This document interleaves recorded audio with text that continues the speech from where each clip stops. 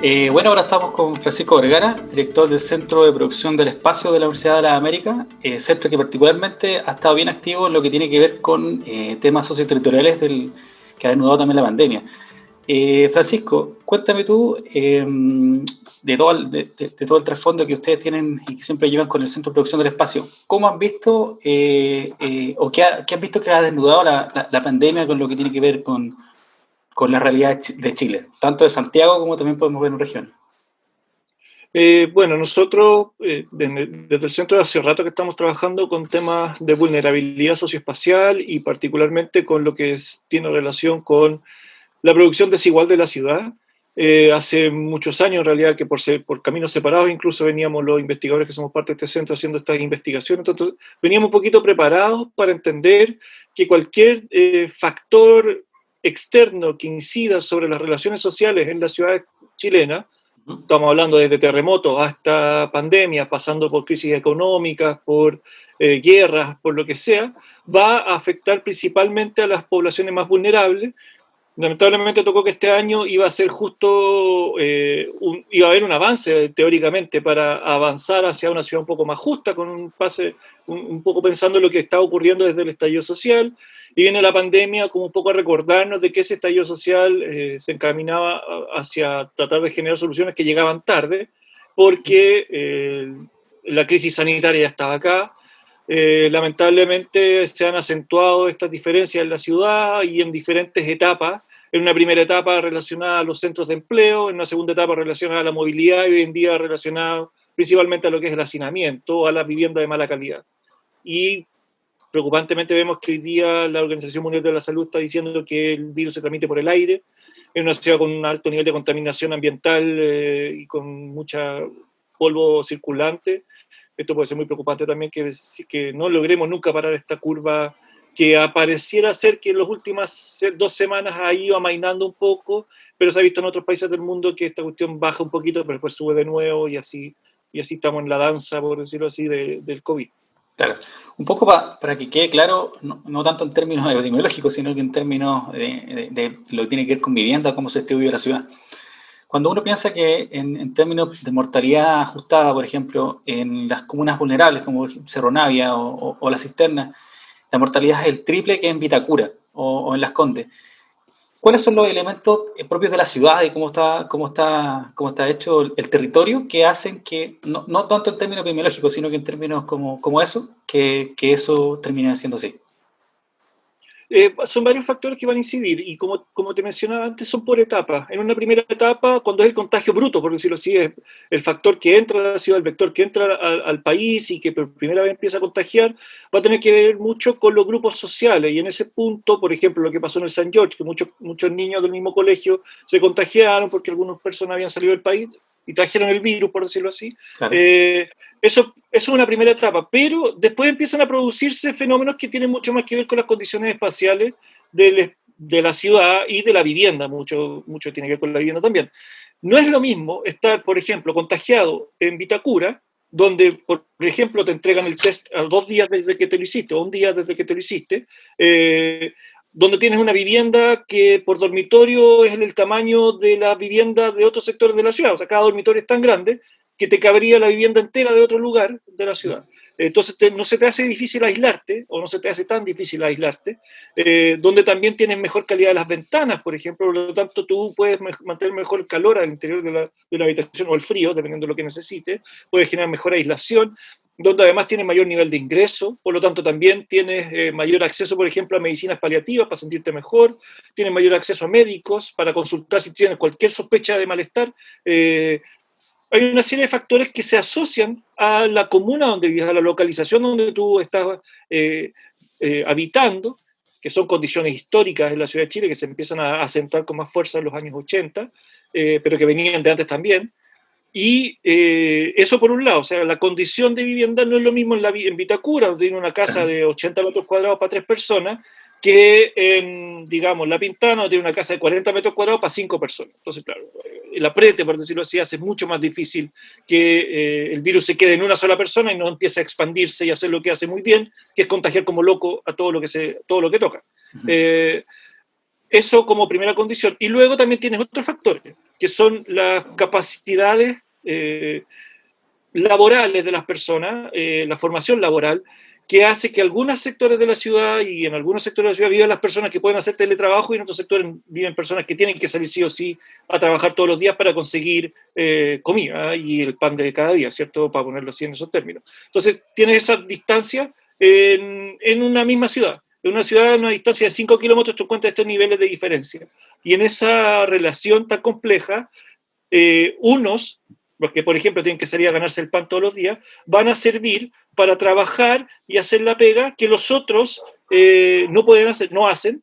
Es más, los que viven en los sectores más vulnerables van a permitir con su trabajo que los otros sigan estando en cuarentena. Por ejemplo, yo que vivo en Ñuñoa, tengo la posibilidad de pedir un corner shop. No tengo para qué ir a exponerme al supermercado para que me pueda contagiar por a veces motivo, ¿cierto? Me puedo quedar en mi casa, pido el corner shop, pero hay alguien que me trae el corner shop. Hay alguien que me trae el Uber Eats, por decirte algo. Hay alguien que me lleva en taxi a la clínica si me siento mal. Y así, porque vivo en un sector de la ciudad que he acomodado.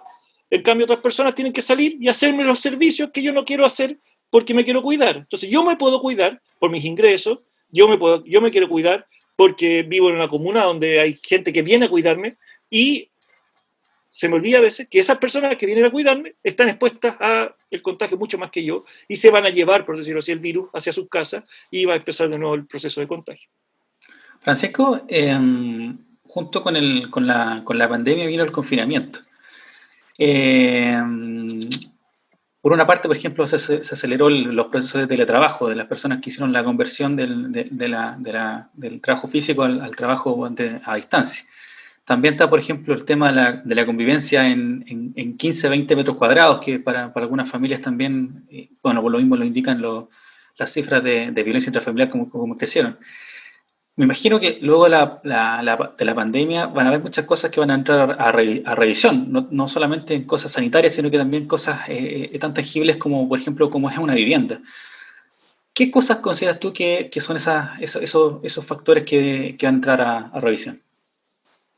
Sí, bueno, esto es las crisis sanitarias generalmente y las transformaciones en política urbana son muy empujadas por el mundo médico en la historia del urbanismo, en la historia del urbanismo.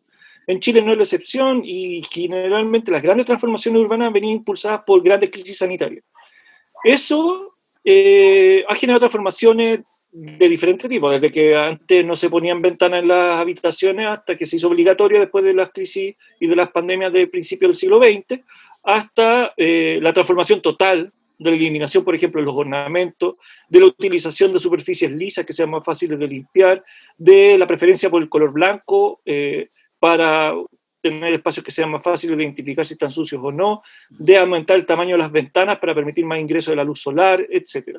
La ventilación cruzada. Hay una serie de factores que hicieron una transformación que ya son parte, en teoría, de cómo nosotros diseñamos una vivienda.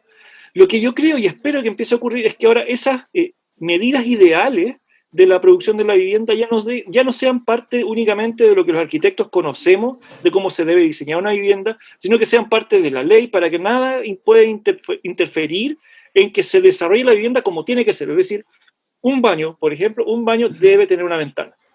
Eso tiene que ser así. Eso siempre es parte de los patrones básicos del diseño arquitectónico. El mercado no permite que le pongamos una ventana a todos los baños porque hay que maximizar el espacio, extraer la mayor renta posible, etc. Todo eso no puede seguir siendo parte del argumento. Estamos en un proceso de sanitización del diseño arquitectónico y por lo tanto la ventana tiene que ser parte del baño. Por poner un ejemplo, ¿cierto? Lo de las superficies lisas.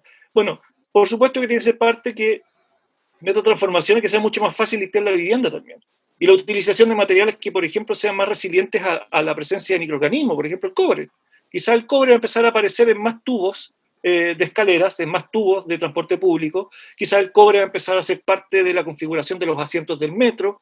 Quizá el cobre lo vamos a ver en las cortinas, por decir algo. Digo el cobre, pueden haber otros materiales, lo que se sabe es que sobre el cobre el virus vive mucho menos tiempo que sobre otras superficies, según algunos estudios que yo he podido revisar, se están haciendo en Estados Unidos principalmente y en Europa. Esa transformación creo que va a ser per se. Luego, vamos a pensar cómo estamos densificando. Por supuesto que los factores hiperdensificación de Estación Central, estos edificios súper densos.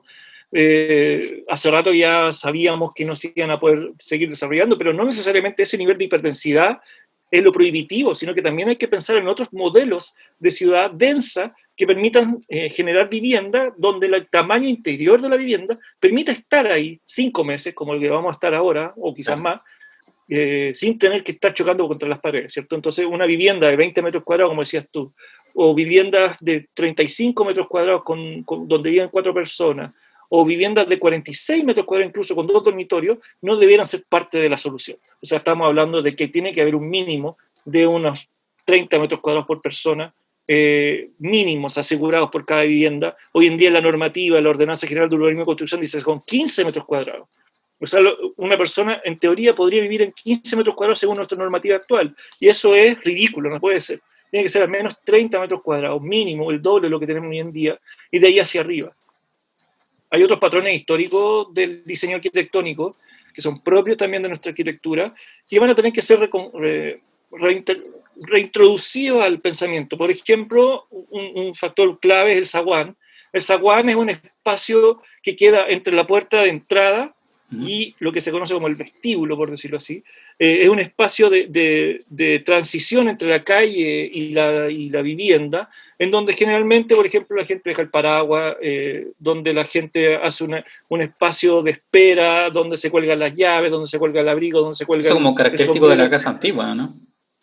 Exactamente, las casas de campo siguen siendo así, sobre todo en el sur. Tú vas a Valdivia, estas casas muy típicas, el zaguán es parte, de hecho, es parte claro, del mecanismo para que no entre el frío en Valdivia, por ejemplo. Para que no entre el frío, tú tienes un zaguán de 2 puertas. Esto también se usa mucho en el Reino Unido, en los países más fríos.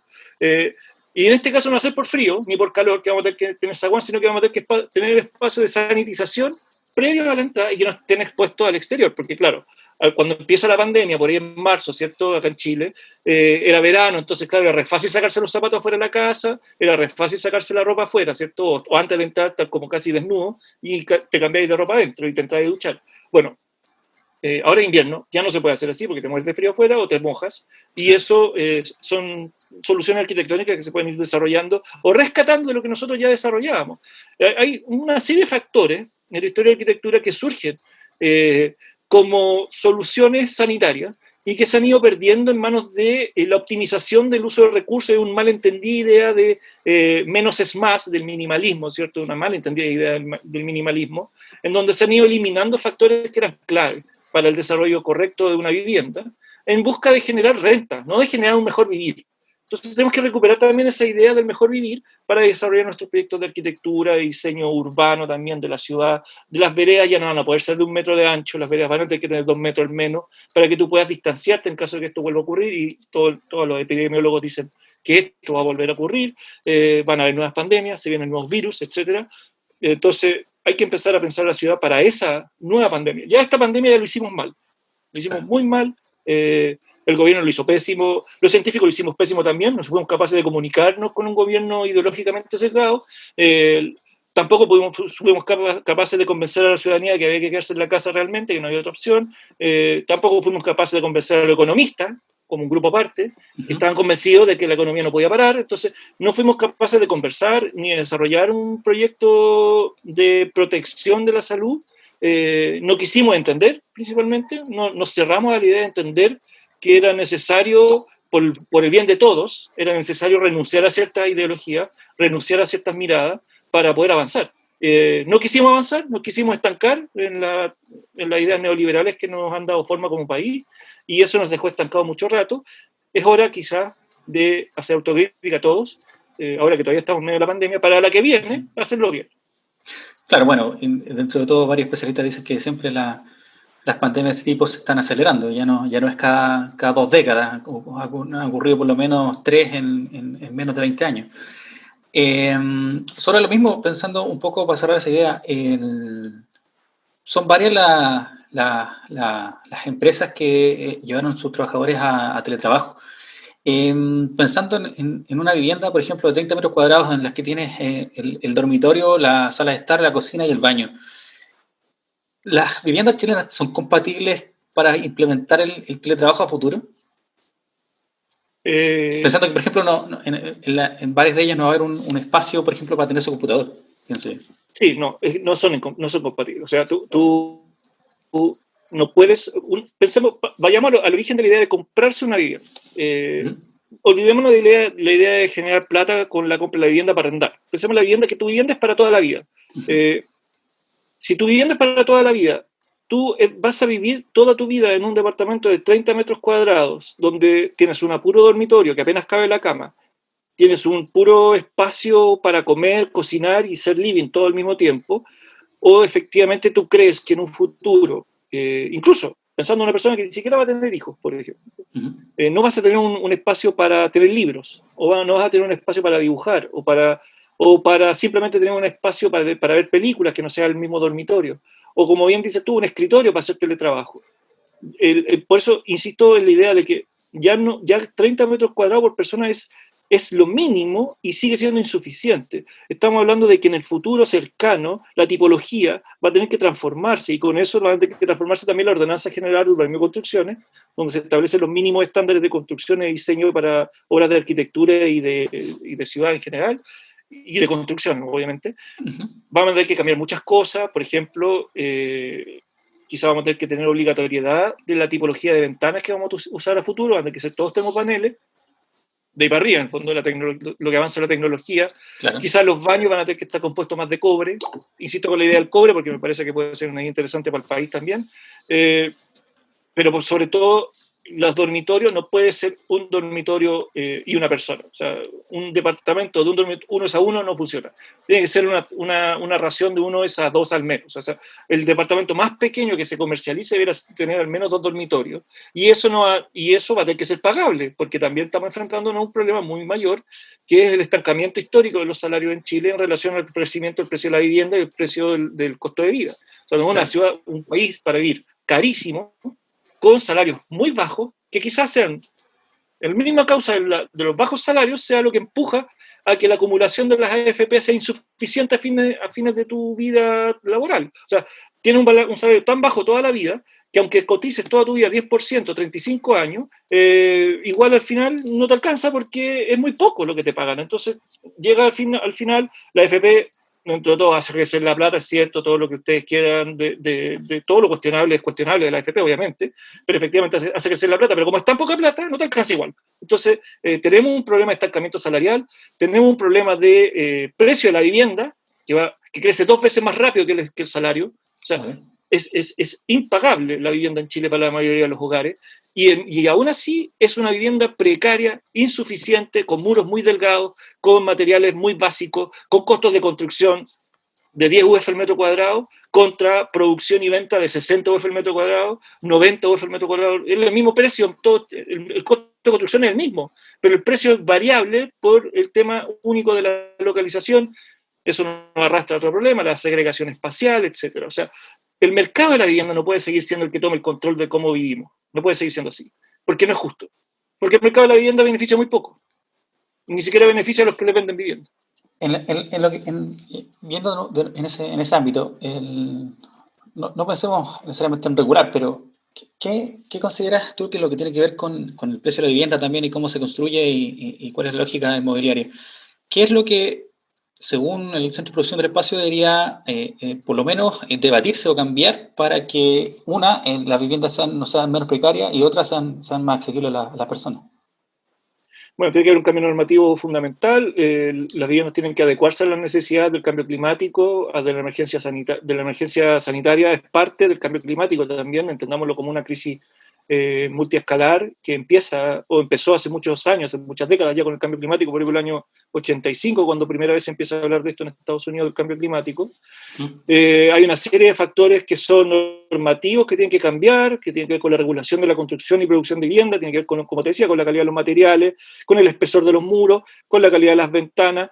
O sea, tú vas a otros países y ves vivienda inmobiliaria desarrollada para la venta a precios que las personas pueden pagar, pero tú ves los muros de esos edificios y tú los puedes abrazar porque son muros grandes.